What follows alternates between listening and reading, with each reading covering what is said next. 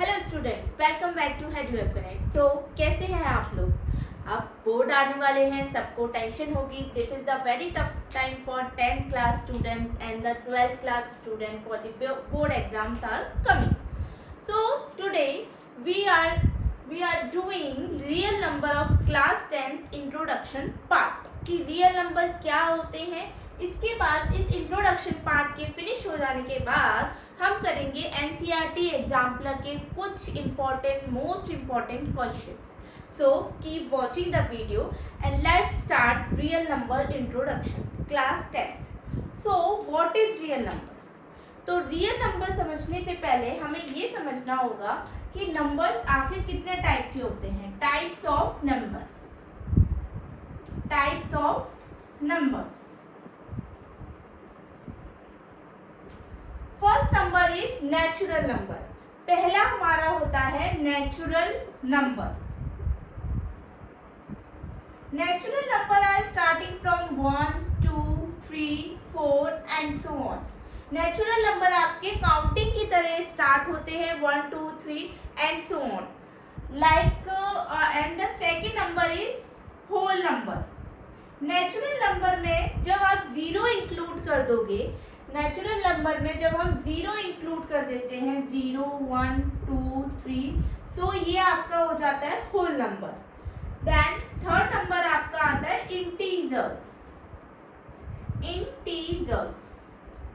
Integers are two types, positive integers and the negative integers. Positive integer plus 1, plus 2, plus 3 and plus 4 and so on. Infinite.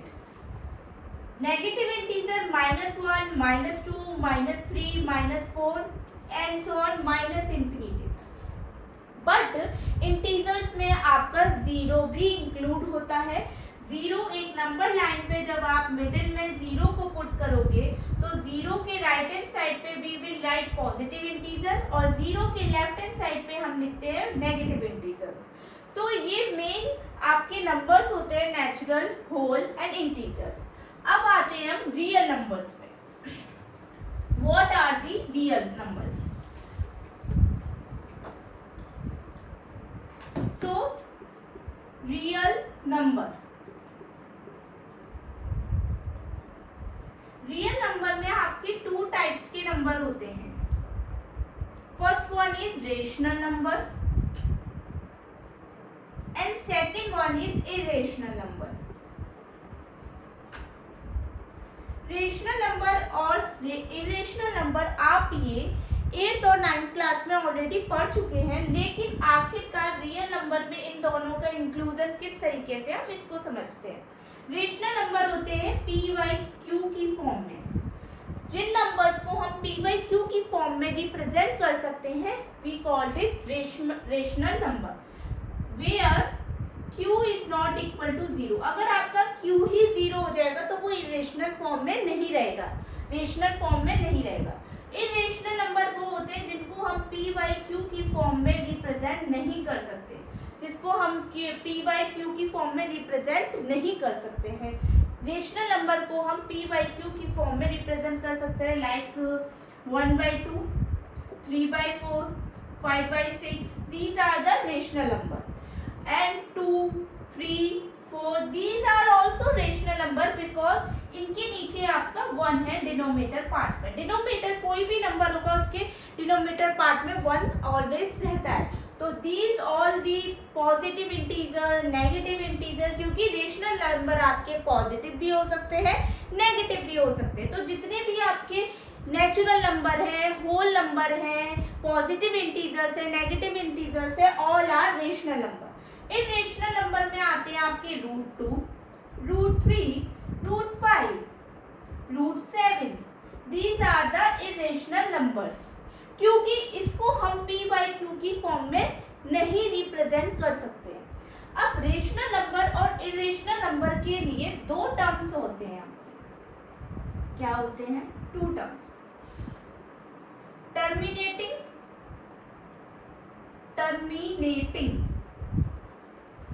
And non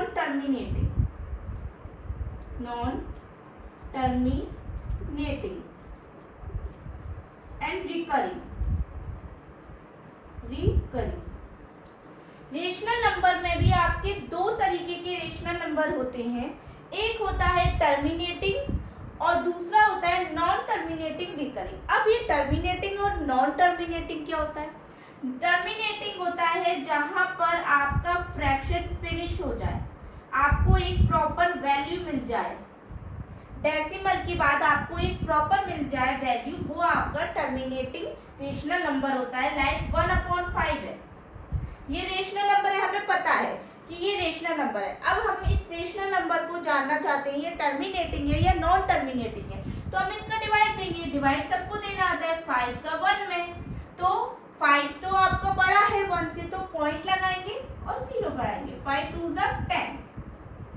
सो ये पूरा finish हो गया, कुछ भी reminder नहीं बचा, कुछ नहीं बचा, ना ये आगे बढ़ रहा है, पूरा आपका फिनिश हो गया। तो टर्मिनेटिंग होता है। टर्मिनेटिंग आपको समझ में आ रहा होगा, वर्ड से टर्मिनेट कर देना, फिनिश कर देना, तो ये हो जाएगा आपका 0.2। तो रेशनल नंबर आपके टर्मिनेटिंग होते हैं। अब नॉन टर्मिनेटिंग भी होते हैं रेशनल नंबर। नॉन टर्मिनेटिंग 1/3, इसी में आपका पूरा आ जाएगा 1/3 में ही आपको नॉन टर्मिनेटिंग और रिकरिंग दोनों का मतलब समझ में आ जाएगा। कैसे? नॉन टर्मिनेटिंग जो फिनिश ना हो, जो आपके किसी पॉइंट पे आके फिनिश ना हो, और रिकरिंग का मतलब होता है जो रिपीट होते हैं आपके। क्या होते हैं? रिपीट। जैसे कि नॉन टर्मिनेटिंग में हम एग्जांपल लेते हैं 1/3, तो 3 का आप डिवाइड देंगे 1 में, पॉइंट लगाया हमने, यहाँ पे 0 बढ़ा दी, पॉइंट लगा के हमने यहाँ पर क्या बढ़ा दी? 0 बढ़ा दी। सो 3 3 9, कितनी बार गया? 3 बार गया, 1। फिर यहाँ पे हम, क्योंकि पॉइंट लग गया है, एक पॉइंट लग गया है, तो 0 अपने आप बढ़ती जाती है। जब हमारा डिवाइड देने में अगर पॉइंट लग जाता है, जब हम डेसिमल लगा देते हैं, तो आगे अगर डिजिट आपकी छोटी आती है रिमाइंडर में डिवाइड देने के बाद, तो उसमें एक एक 0 ऑटोमेटिकली ऐड होती जाती है। तो इसमें भी अब 0 क्या होती जाएगी? ऐड होती जाएगी। तो फिर से 3 3 9, फिर 1 बचा, 0 लग जाएगा, 3 3 9। तो ये इसी तरीके से बढ़ता रहेगा, 10 आएगा, 9 आएगा, 10 आएगा, 9 आएगा। यानी कि ये कैसे आता जाएगा? 0.333333, इसका कोई फिनिश पॉइंट ही नहीं है। 1/3 का कोई फिनिश पॉइंट नहीं है, तो ये आपका नॉन टर्मिनेटिंग कहलाएगा। अब ये रिकरिंग क्यों है? रिकरिंग इसलिए है क्योंकि आपका पॉइंट के बाद 3 रिपीट हो रहा है, 3 आपका बार बार रिपीट हो रहा है। रिकरिंग मीन्स होता है रिपीट होना, रिपीटिंग। सो 0.3333 रिपीट होता जा रहा है। इसको लिखने का एक और तरीका होता है, क्योंकि अब कितनी बार 3 लिखेंगे हमें ये भी नहीं पता कितनी बार 3 आएगा इस डिवाइड में। तो जब हमें दिखाना हो कि कोई नंबर डिवाइड देने पर रिपीट हो रहा है, तो हम उस नंबर के ऊपर बार लगा देते हैं, ये बोलते हैं बार। इससे आपको ये पता चलेगा कि ये नंबर एक तो नॉन टर्मिनेटिंग है और ये रिपीटिंग है। रिपीटिंग इसलिए है क्योंकि 3 के ऊपर बार लगा हुआ है, क्योंकि इसका कोई भी फिनिश पॉइंट नहीं आ रहा है और हमें ये भी नहीं पता कि 3 कितनी बार आ रहा है। तो हमने इसको छोटे फॉर्म में लिखने के लिए 0.3 बार लगा दिया। इसी तरीके से अगर हम किसी का डिवाइड देते हैं, लाइक 0.41467 आया, फिर 1467 आ गया, फिर 1467, यानी कि ये 1467 बार रिपीट हो रहा है। तो हम इसको किस तरीके से लिख सकते हैं? 0.1467 का बार, यानी कि 1467 आपका बार रिपीट हो रहा है। तो हमने बार रिपीट हो रहा है, तो इसलिए हमने इसके ऊपर लगा दिया बार रिपीट होना, यानी कि बार लगाना। तो ये इसका मतलब ये हो गया 1467 आपका नॉन टर्मिनेटिंग है, क्योंकि इसका कोई भी फिनिशिंग पॉइंट नहीं है, और ये आपका रिपीटिंग है, क्योंकि 1467 बार रिपीट हो रहा है, इसलिए हमने इसके ऊपर क्या लगा दिया है? बार लगा दिया है। तो रेशनल नंबर आपके 2 टाइप्स के होते हैं, टर्मिनेटिंग होते हैं, नॉन टर्मिनेटिंग और रिकरिंग होते हैं। टर्मिनेटिंग वो होते हैं जो फिनिश हो जाते हैं, उनका एक प्रॉपर वैल्यू हमें मिल जाती है, और नॉन टर्मिनेटिंग वो होते हैं जो फिनिश नहीं होते हैं, जो बढ़ते ही जाते हैं, उनका कोई फिनिशिंग पॉइंट नहीं होता, और रिपीटिंग होते हैं। रिपीटिंग मतलब कोई भी नंबर आपका बार रिपीट करता रहेगा, तो वो आपके हो जाते हैं non terminating. Now come to the rational number. Rational number भी आपके एक तरीके के होते हैं, नॉन टर्मिनेटिंग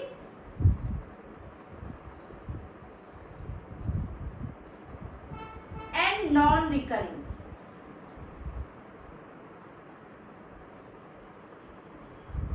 एक तो ये नॉन टर्मिनेटिंग भी होते हैं। नॉन टर्मिनेटिंग तो आपको पता चल गया। नॉन टर्मिनेटिंग यानी कि ये नॉन टर्मिनेटिंग मतलब इनका कोई फिनिशिंग पॉइंट नहीं होता है रेशनल नंबर का। और नॉन रिकरिंग मतलब ये है कि ये इनका कोई बार बार रिपीटिंग भी नहीं होते हैं। नॉन रिपीटिंग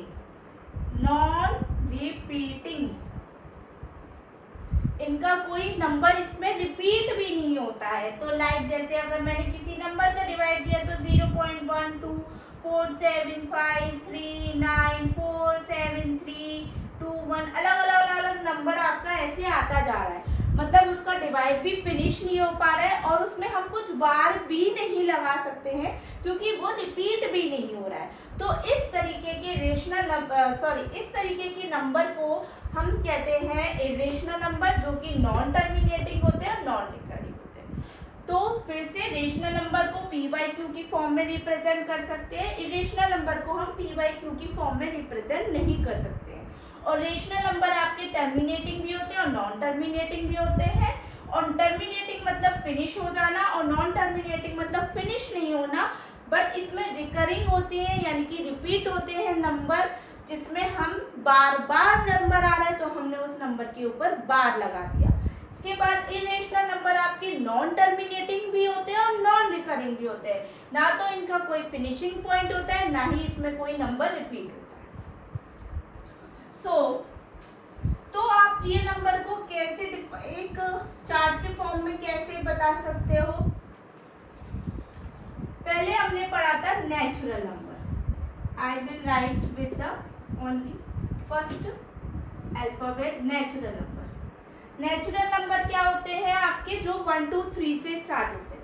फिर इसके ऊपर आते हैं होल नंबर, जो कि आपके जिसमें 0 1 2 3 स्टार्ट हो जाता है। फिर आते हैं आपके इंटीजर्स, जिसमें आपके प्लस इंटीजर्स आ जाते हैं, माइनस इंटीजर्स आ जाते हैं और जीरो भी आ जाता है। फिर आते हैं आपके रेशनल नंबर, रेशनल नंबर बोल दो, और irrational number, rational and irrational. तो इन्हीं सबके ग्रुप्स को हम क्या बोल देते हैं, इसी पूरे ग्रुप को हम बोल देते हैं रियल नंबर। क्योंकि रियल नंबर में हर टाइप के नंबर होते हैं। आपके रेशनल नंबर और इरेशनल नंबर तो है, क्योंकि रेशनल नंबर के अंदर ही आपका इंटीजर भी आ रहा है, होल नंबर भी आ रहा है, नेचुरल नंबर भी आ रहा है। इरेशनल आपका डिफरेंट होता है, क्योंकि इरेशनल नंबर हमारा √2 √3 जो कि रिपीट नहीं हो रहे हैं, जो कि फिनिश नहीं हो रहे हैं, तो वो इरेशनल नंबर में आ जाते हैं। लेकिन रेशनल नंबर के अंदर आपका इंटीजर भी इंक्लूड हो जाएगा, आपका होल नंबर भी इंक्लूड हो जाएगा, आपका नेचुरल। और इस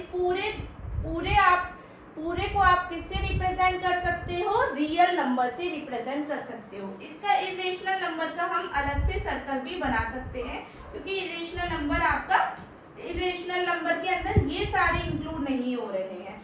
तो रियल नंबर आपके पूरे इन सब को मिला के रेशनल नंबर को और इरेशनल नंबर को मिला के आपका रियल नंबर बनता है।